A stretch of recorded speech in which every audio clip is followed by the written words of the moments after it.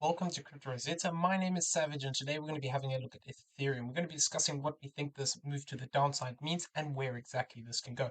Okay, so let's get into the price action. Okay, so what we're looking for here within the chart is still the same things. We're looking for that potential to see whether we are actually forming a bigger five-wave move to the upside here, or whether this is just a corrective structure. So at the moment, what we have is just an ABC pattern to the upside, which, is just a three-wave move. So at the moment, this is still corrective. If we do look to push up towards this 2994, we can look for that potential of a third wave here, where this would become one, two, and then we'd be looking for this move up towards the zone.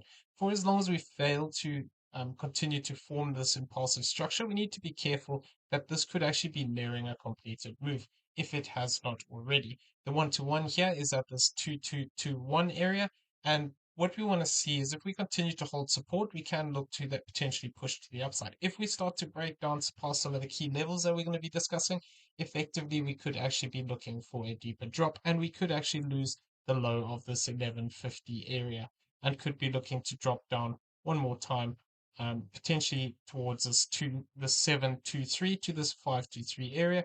Or alternatively, if you want to look at this count is in a simpler way as an A, B, and a C, potentially towards this $400. Okay, so talking about continuing for the bullish count, what we would be looking for is effectively something like this, where we're looking at this as a 1, 2, and then we're looking to extend out to the upside. So the typical 1.618 of this is a 1 and a 2 here, would be this 2465. The thing that is a little bit concerning about this is very shallow. So this is why I'm just being a little bit cautious with how we are counting this structure here. Because if this is a 1, 2, it is very shallow and it wasn't very big. But these things can sometimes happen within third wave. So we just need to be patient and see exactly how this plays out. We have come up here and we have hit this target of this 1618 at the 2092. That would be of this leg here, but we haven't continued past this point. We've moved up into this point and we've been rejected. And the internal waves aren't very neat, and they would indicate that potentially we have, some extension to play out here. So there's a couple of ways I'm looking at this at the moment. What we could have is actually something like this, where this is a 1, 2, 1, 2, and then actually we have a leading diagonal here as an expanding one. And what we could be looking for is basically coming back down and retesting the zone of the 1773 to this 1898. If this is the case, what I would be expecting is basically for this move to complete to the downside as a 1, 2, 3, 4, and a 5. Looking for a three-wave retracement, not taking these highs of this 2141, and then basically looking for an additional retracement to the downside. So this would fit the count, but obviously we do have other alternatives to this. If we do break down and we actually take this 1686, this would invalidate this potential of looking for this extension to the upside, where this whole move would become a 1-2, and then we'd be looking for basically a higher third wave target towards this 2720 for that wave 3. So we can see how we could potentially get there if we are looking at this as an additional 1 and a 2, looking for that higher target of that 2,900 area.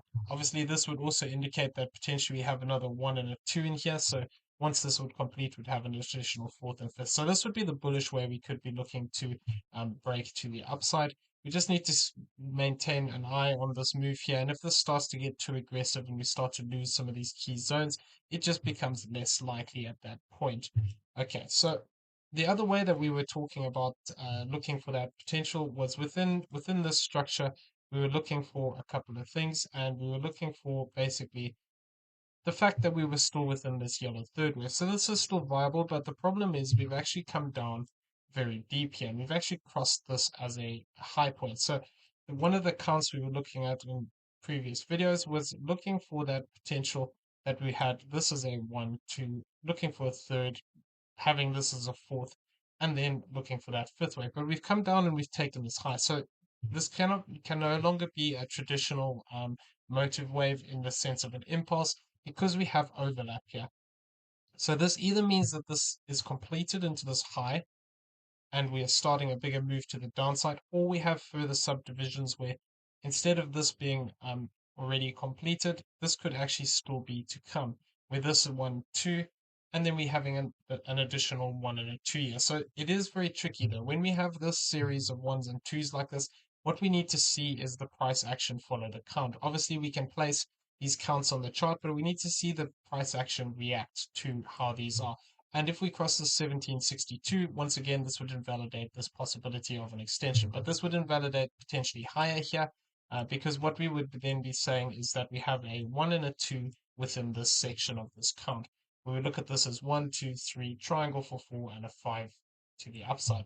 Now we've come down into this wave 2 area, but this is looking like a 5 wave move. So potentially what we could have here is this move could look to actually, break this high here, which would invalidate any kind of an impulse to the downside, which would be at this 2141 area. If we take this high again, then potentially what it could be doing is setting up for a bigger rally to the upside, looking for this 2509 area. If we lose this 1887, it becomes less likely we're going to see this play out. But if we do form this rather as a 5 wave move, so we're going to go over this in a second, but what we'd want to see is how we react to the upside. If we get a 3 wave move to the upside, then basically I'd be looking for this to become A, B, and C, same thing, but we would not want to lose this 1826. If we lose this 1826, basically this extension starts to fall apart, and then we wouldn't be able to count this like this anymore, and then we'd have to be looking for those lower support ranges. So if this move is actually completed as a whole here, what we could be looking for is actually a bigger move to the downside. So this green support box here, this 1805 to this 1506, could potentially be a zone we look to target out if this is a completed move to the upside and we're looking for support to come in for continuation. If, however, we lose this 1506, it becomes more likely that actually we're going to come back down deeper here, and our lowest support zone that we really want to not lose is this 1246. If we break down towards past this 1246, it starts to become more and more likely that we are actually going to have continuation to the downside, because by that point we would have obviously strong impulsive structure down. So need to just be a little bit careful of that fact that we could actually still be looking to break down much deeper into some of these key levels. So let's get into how we would be counting this most recent move to the downside. So the way that I'm counting this is that I'm looking still for the potential that we have,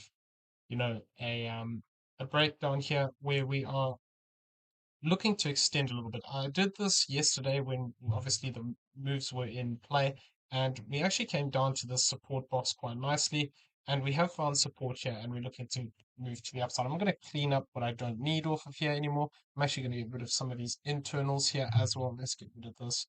Um, so we came down past that 1.618 as this is a wave one, and pretty much down towards this 2.618. Not quite there yet, but it is an interesting zone to keep in mind, this 2.618 area.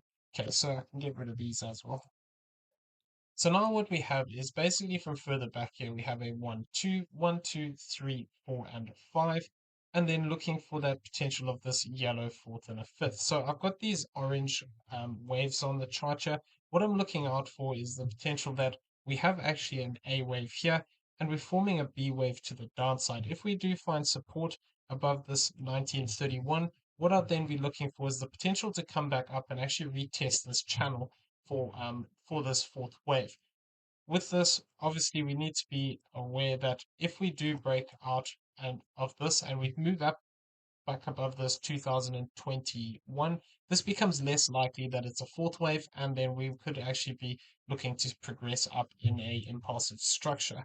If we are looking for that turnaround, given the current structure here, I would want to see a move back above this fourth wave high to this 2009-14 area.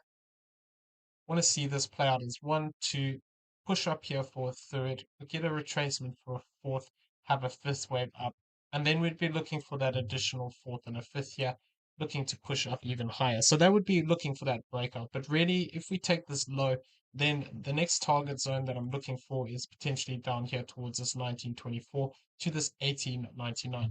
We do, however, have to be very careful with these moves. Sometimes if we are extending, potentially this move is not completed, and where I'm counting this as a third wave completed here, it is possible that, within this structure, it could still be extending out, and this fifth wave isn't actually finished yet. And what we have is basically this move here as an additional one, form a two, and then we break down even deeper.